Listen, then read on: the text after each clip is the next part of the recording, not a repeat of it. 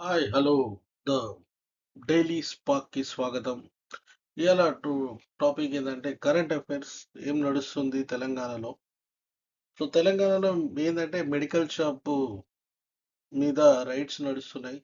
అన్ని ఇల్లీగల్గా almost 166 medical షాప్స్కి notice ఇవ్వడం జరిగింది. అన్ని అంటే లైసెన్స్ లేని మెడికల్ షాపులు, వేరే వాళ్ళ లైసెన్స్ మీద నడిపే మెడికల్ షాపులు, ఇల్లీగల్గా మందులు అమ్మే మెడికల్ షాప్స్ల పైన పబ్లిక్ హెల్త్ పైన కొంచెం ఇష్యూస్ వస్తున్నాయని గవర్నమెంట్ కొంచెం రైడ్ చేయడం జరుగుతుంది. నోటీస్ ఇష్యూ చేయడం జరుగుతుంది. నెక్స్ట్ టాపిక్ కరెంట్ అఫైర్స్ వచ్చేసి సిపిఎం మావోయిస్ట్ గురించి. So Maoist major leaders surrender అయిపోయారు సెంట్రల్ ఫోర్సెస్కి. సో ఇది ఒక టాపిక్. నెక్స్ట్ మన యూట్యూబర్ మర్డర్ కేసు గురించి మాట్లాడుకుందాం. బొగ్గుల శ్రీనివాస్ అనేది పల్లేరు రిజర్వాయర్ కాడ మర్డర్ అవ్వడం జరిగింది.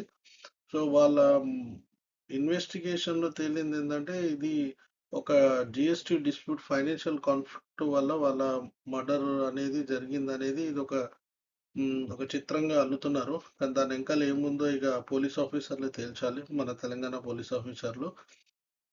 నెక్స్ట్ వచ్చేసి ఆ, ఆదిలాబాద్లో చాలా ఘోరం ప్రమాదం అయింది. బస్సు ప్రమాదంలో షాంపూర్ అనే విలేజ్, ఆదిలాబాద్ జిల్లా, ఆ, సుమారుగా 22 ప్యాసింజర్లు దెబ్బలు తాకినాయి, ఇంజూర్డ్ అయినారు.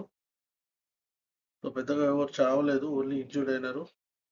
సో వాళ్ళని ప్రభుత్వం హాస్పిటల్లో షిఫ్ట్ చేసి ట్రీట్మెంట్ చేయడం జరుగుతుంది. నెక్స్ట్ వచ్చేసి రేవంత్ రెడ్డి గారు కాళేశ్వరం ప్రాజెక్టులో మేజర్ ఇరిగేషన్ ఇనిషియేటివ్ తీసుకున్నారు. రివైండ్ చేస్తామని అన్నారు, అప్గ్రేడ్ చేస్తామన్నారు. సో ఇంతకుముందు రేవంత్ రెడ్డి గారు దాని గురించి పట్టించుకునేవారు కాదు. సో అట్లీస్ట్ జ్ఞానోదయం కలిగింది చీఫ్ మినిస్టర్ గారికి. నిన్న అనౌన్స్మెంట్ గిట్ట ఇచ్చినట్టున్నారు. ప్రతిపక్షాల సూచనలు గిట్ట మేము వింటాము, చేస్తాము. పల్లా రాజేశ్వర రెడ్డి గారు గిట్ట ఏదో సూచనలు చేశారు ఉత్తమ్ కుమార్ రెడ్డి గారికి. సో పాజిటివ్ ట్రెండ్గా కనిపిస్తుంది.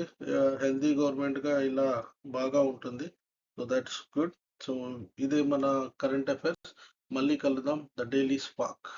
Thank you.